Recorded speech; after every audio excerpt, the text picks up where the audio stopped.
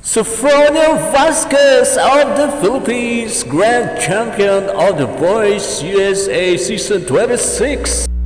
Hi there, welcome sa this vlog. We're going to react on the biggest event that happened in the USA.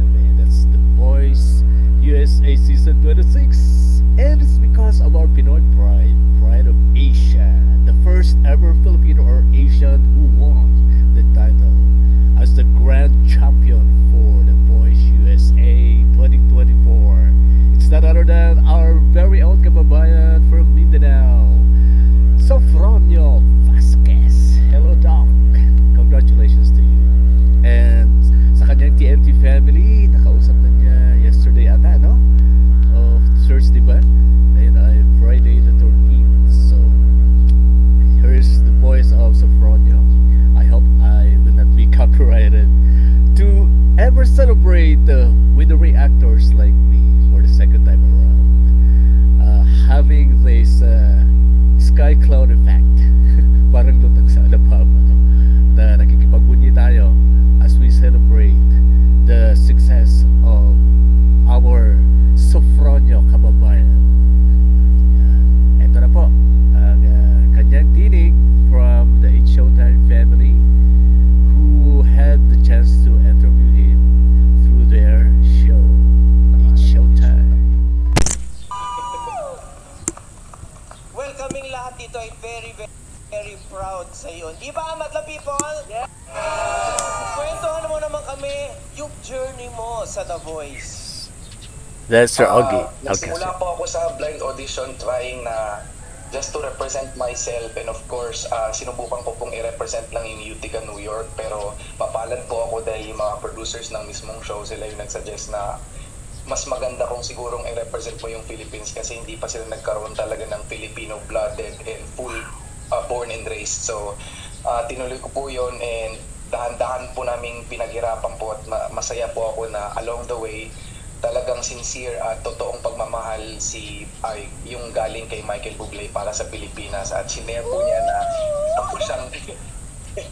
meron po siyang deep connection sa Pilipinas kasi kumpare niya daw po si Martin Rivera, at meron daw po siyang nakadate na kilala nating lahat na Diyosa sa atin. Uy! Ay, sino nakadate yan? ni Michael Bublé. Sino yun? May pa-blind item. May blind item. Item pala. Diyosa daw. Pero dahil din sa'yo yun, dahil believe na believe siya sa'yo.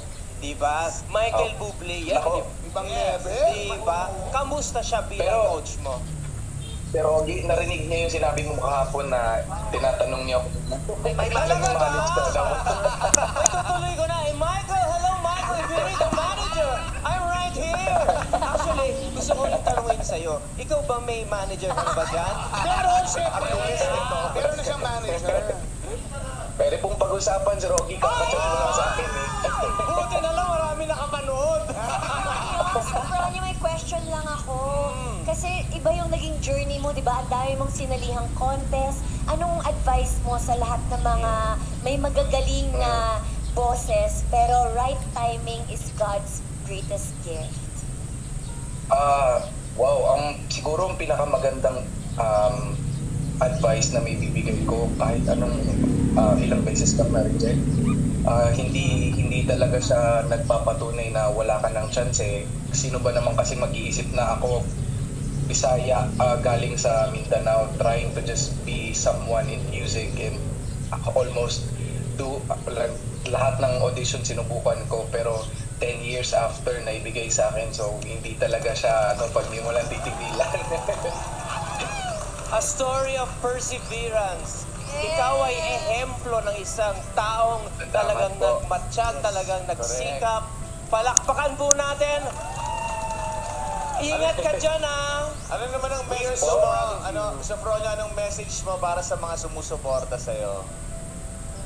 Gusto ko lang sa lahat po ng Pilipino, sa lahat ng ating madlang people, sa lahat po ng mga Filipino-Americans na naging malakas sa lahat, sa kanila po lahat, maraming salamat po dahil pinatunayan po natin na kahit dito sa Amerika po hindi pwedeng talunin yung lakas, sipag at pananampalataya ng isang Pilipino kasi talaga kahit saan namamayagpag po tayo. bless you. God bless Mag-proud you. ka sa Pilipino! The pride of the Philippines. Kailan ang balik mo sa Fronyo? Kailan dating mo? Hindi ko pa po alam pero nag-promise po ako kay Michael Bublé na kapag umuwi po ako talagang showtime yung unang bibisitahin ko. Aabangan namin ang iyong pagdating. Ako ay size 8.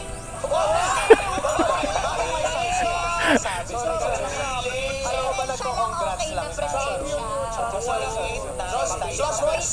Suspect. Dating size 8 pero size 6 talaga. God bless you sa Fronyo. Congratulations. Congratulations, Sofronio. Yeah. We're so proud of you. We are. Ang iyong tagumpay, isang napakagandang regalo ngayong Pasko. Yes. Hindi lang para sa iyo at sa pamilya mo, kundi para rin sa bawat Pilipino. Thank you, Sir Augie Alcacid. Hintayin namin ang iyong Thank you so much. We are so proud of you! Madlang people sa Fronyo Vasquez, The Voice USA Season 26 winner! Maraming salamat sa Fronyo. That's it. How about you? Would you like to comment congratulating Sofronio Vasquez? I hope you do so here on my channel.